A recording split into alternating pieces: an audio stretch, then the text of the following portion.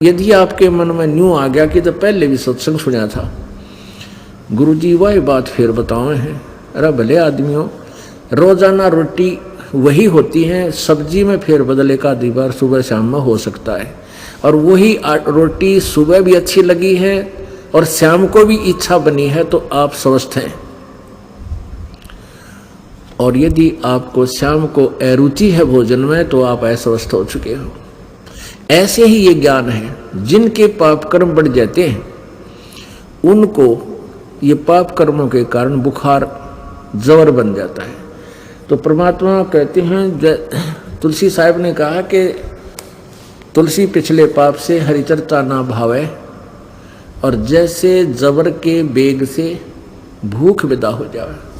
किसी व्यक्ति को मलेरिया बुखार हो गया और फिर उसको रोटी भी अच्छी नहीं लगती, कड़वी लगती है, कति कुनीन से भी बुरी, नीम से भी ज़्यादा कड़वी, मनुखा दाख भी कड़वी। अब ना मनुखा दाख कड़वी है ना रोटी कड़वी है। अब उसके बुखार की ने शरीर की व्यवस्था इतनी खराब कर दी कि मीठी वस्तु भी उसको कड़वी लग रही है। अब उसका ट्रीटमेंट क्या है? कड़वी कुनीन खानी पड़ेगी और ना चाहते हुए फाका मारना पड़ेगा।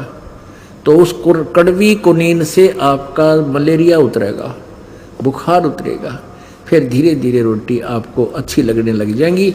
और जब बुखार आपका जबरकती समाप्त हो जाएगा, फिर सूखी रोटी भी समय पर आपको बहुत स्वादिष्ट लगेंगी। दोनों टाइम सब्जी हो या ना हो तो आप स्वस्थ हो। तो इसी प्रकार यहाँ जो आप सत्संग सुनते हो, अब वही ज्ञान है, वही सत्संग है, वही भगवान है।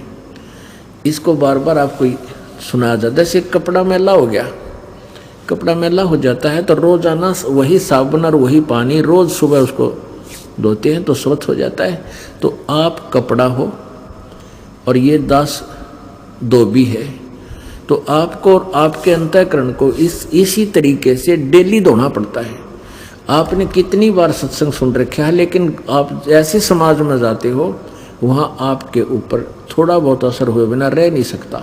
और जब यहाँ सत्संग सुनोगे, ये साबुन पानी फिर लगेगा, आपको कई दिन तक आपके हृदय में यह उमंग बनी रहेगी।